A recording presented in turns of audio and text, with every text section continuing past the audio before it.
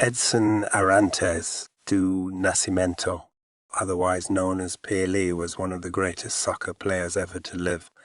He was born to a poor family in Tres Coracoes, Brazil. His first nickname was Deco, given to him by his parents, but when playing with some children they called him Pele, which actually means nothing in any language. The name stuck and would soon become one of the most recognizable names in the sports world. His father, who was a professional soccer player himself, introduced him to the game.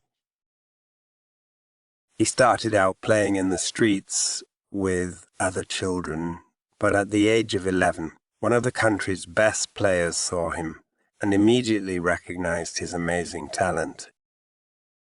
He brought him to a professional team, and he began playing at the age of 16. In his first game, he scored a goal. The team he was playing for was Santos.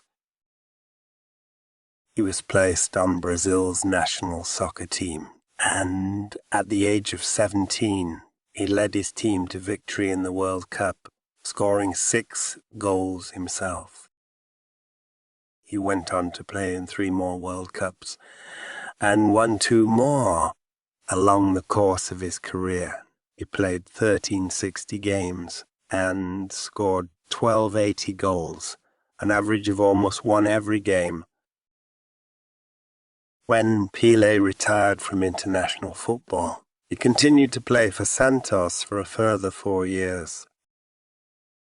When he finally called it a day at the age of 34, Santos marked his passing by removing the number 10 shirt from their lineup. It was an admission that no one could compare with the master. Then, in 1975, Pele surprised everyone by coming out of retirement to play for the New York Cosmos. He stayed for 2 years. The end of a supreme career finally came in 1977 when Pele hung up his boots for good and settled for a role as a sporting ambassador, later becoming Brazil's Minister for Sport. But even now, 20 years on, such was his greatness that whenever Brazil are mentioned, the name that comes first to football fans' lips everywhere is Pele. The one and only. Pele was admitted to a hospital in Sao Paulo in late November 2022 for a respiratory infection and for complications related to colon cancer. Last week, the hospital said his health had worsened as his cancer progressed. He died on Thursday, 29th December 2022 from multiple organ failure due to the progression of colon cancer, according to a statement from Albert Einstein Hospital. Brazilian footballer Neymar said Pele changed everything. In a post on Instagram, he wrote, "He turned football into art, into entertainment. He gave a voice to the poor, to black people. And especially he gave visibility to Brazil. Football and Brazil have raised their status thanks to the king." He added, Portuguese star forward Cristiano Ronaldo sent his condolences to Brazil in a post on Instagram saying a mere goodbye.